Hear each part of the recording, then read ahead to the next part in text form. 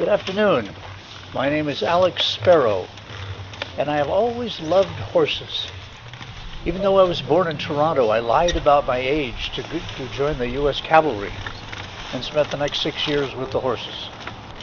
Then I moved over to the Army Engineers and spent another 18 years there. When I retired from the Army, I went home for a brief time, but I kept getting engineering assignments, which included one that ended up changing my life.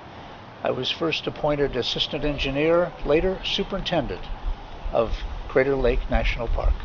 Hello, I'm Ruth Clemens. I'm a good person, a quiet person, but there are some things that are just nobody's business. It was said that I was in an unfortunate marriage. Fine, I was. So I took my 2 girls, Frances and Harriet, and left. That's all anyone needs to know.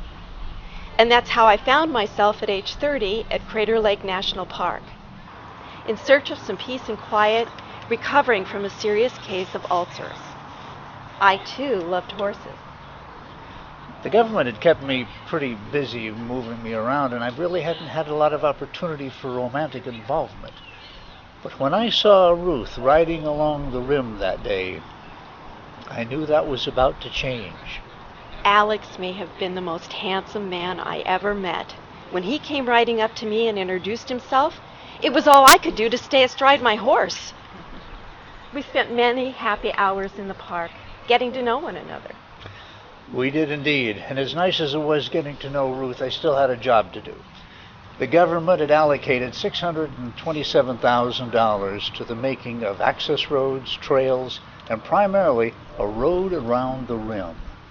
And it was my job to make sure that money was spent correctly and that the jobs were well done. About this time, I remembered that wonderful photograph that Peter Britt had made of Crater Lake. Still, I think, one of the best pictures ever of the lake. And he gave me an idea. What better way to show my bosses the progress we're making up here than to show them? I started taking pictures. The government was beside itself.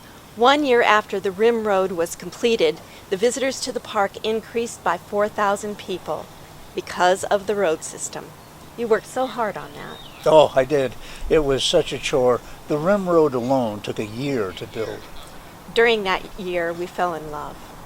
But there were problems. I was an Episcopalian, and as such, I could not have a church wedding with anyone as long as my first husband was still alive. He was alive. And then there was the matter of my girls. Thrusting a stepfather upon them could be very traumatic. I worried about it incessantly until I finally confronted them with the possibility. They were thrilled. It seemed they had succumbed to Mr. Sparrow's charms as much as I. Well, I knew that a church wedding was very important to Ruth, but it wasn't going to happen, so we decided to get married anyway. And then, well, it's kind of interesting the way things happen, isn't it? Out of the blue, my ex-husband did one of the nicest things he could have for the 2 of us. He died. So, a few weeks later, Ruth had her church wedding after all. And before we went on our honeymoon, some buddies of mine down at the Elks Club in Medford put on the bulletin board, "The Sparrows have flown." In 1923, Alex tendered his resignation as superintendent to try once again to retire so that he could spend some time with his new family, us.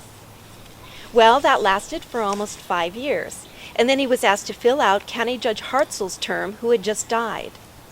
Oh, by the way, I wasn't a lawyer. Being a county judge back then was kind of like being a county commissioner today. Well, when the judge's term was up, Alex was asked to run for the office in his own right. He was so well liked, no one ran against him. Republican, Democrat, nobody. So he was back in office for another 6 years. Except that one of the stupidest things in the world happened then. Being a former engineer, I was greatly involved in the building of the county courthouse in downtown Medford. I was trying to find a heating unit for the building. It was over at the Hervey building in Klamath Falls. We were downstairs. Somebody was looking around for a light switch. I was wandering around in the dark, fell into an empty coal bin, cracked my head on the bottom, and died 4 days later.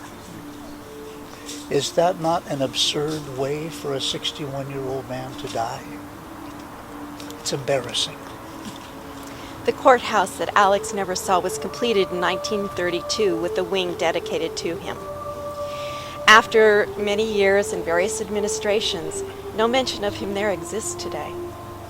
Shortly after Alex passed away, I found in some attic boxes over 1,400 photographs of his time spent at Crater Lake, which he dearly loved.